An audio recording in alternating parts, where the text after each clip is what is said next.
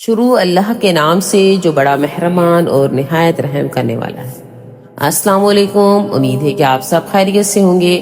اللہ تبارک تعالیٰ آپ سب کو ہمیشہ خوش رکھے، آباد رکھے۔ بڑی بابرکت ہے وہ ذات جس کے ہاتھ میں ہے بادشاہی اور وہ سب کچھ کر سکتا ہے، جس نے تخلیق فرمایا موت اور زندگی کو تاکہ جانچے کہ کون تم میں اچھے عمل کرتا ہے، اور وہ زبردست ہے بخشنے والا۔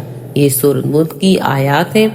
یہ سورۃ ملک کی ابتدائی 2 آیات ہیں۔ اس سورت کے اندر بہت زیادہ حکمت اور نصیحت کے بڑے بڑے اسباق شامل ہیں۔ اس سورت میں موت اور زندگی کی حقیقت کو بیان کیا گیا ہے اور آخرت کے مراحل کا ذکر کیا گیا ہے۔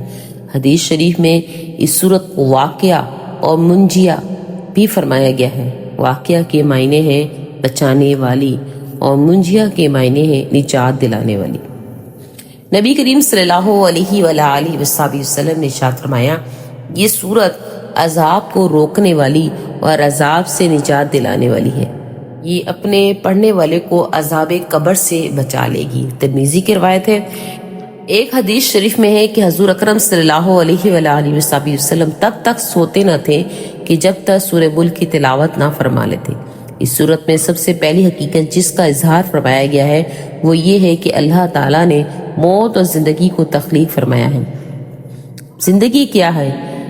یہ ظاہر ہے کہ زندگی جس میں ہم چل رہے ہیں، پھر رہے ہیں، کھا پی رہے ہیں، سوتے ہیں، جاگتے ہیں، کاروبار کرتے ہیں، اپنی بیوی بچوں والدین کے حقوق الفرائض انجام دیتے ہیں، اسے زندگی کہا جاتا ہے۔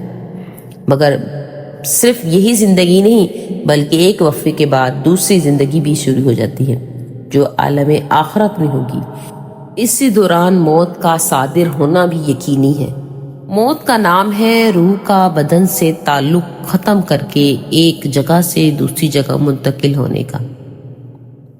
زندگی ایک متعین دور ہے جو کچھ عرصے کے بعد روح کا بدن سے تعلق ختم کر دیا جاتا ہے تاکہ انسان اس دنیاوی زندگی سے اخروی زندگی کی طرف جا سکے۔ یہ تو بھی موت اور زندگی کی حقیقت۔ اب میری بہنوں اور بھائیوں، ہم ایک دوسرے سے سوال کرتے ہیں، سوچتے ہیں اپنے آپ سے بھی کہ آیا ایسا کیوں ہے کہ انسان اس دنیا میں آتا ہے اور پھر چلا جاتا ہے، اسے موت واقع ہو جاتی ہے۔ دنیا میں آتا ہی کیوں ہے؟ کس وجہ سے آتا ہے؟ اللہ تبارک تعالیٰ نے یہ دنیا کیوں بنائی؟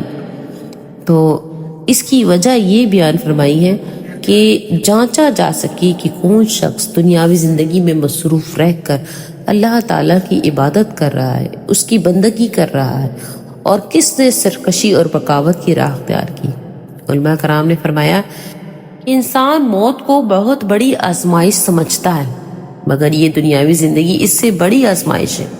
موت تو تھوڑی وقفے کی چیز ہے، جبکہ زندگی کا پہلا مرحلہ یعنی دنیاوی زندگی تو کئی برسوں پر محیط ہے، اور اس دنیاوی زندگی میں رہتے ہوئے اللہ تعالیٰ کے کام کے عین مطابق زندگی بسر کرنا، شیطانی وسوسوں سے اپنے آپ کو بچانا، اعمال صالحہ کرتے ہوئے زندگی گزارنا، نیک عمل کرتے ہوئے زندگی گزارنا، برائیوں سے اپنے آپ کو دور رکھنا، گناہوں سے اپنے آپ کو دور رکھنا، یہ مشکل کام ہے۔ اس لیے کہ قدم قدم پر ایسے امور موجود ہیں، ایسے کام موجود ہیں جو انسان کو بھٹکانے کے لیے کافی ہوتے ہیں۔ شیطان جو شروع سے انسان کا دشمن ہے، مومن سے ایمان کی دولت چھیننے کے لیے ہر ممکن کوشش کرتا ہے، ہر وقت وہ گناہوں کی طرف راغب کرنے پر اسے تلا رہتا ہے۔ حضرت ابن عمر رضی اللہ تعالی عنہ سے روایت ہے کہ رسول اکرم صلی اللہ علیہ وآلہ وسلم نے یہ آیت تلاوت فرمائی اور جب احسن عملہ تک پہنچے تو فرمایا، احسن عملہ وہ شخص ہے جو اللہ کی حرام کی ہوئی چیزوں سے سب سے زیادہ پرہیز کرنے والا ہو اور اللہ تعالیٰ کی اطاعت میں ہر دم کوشش میں لگا رہتا ہو۔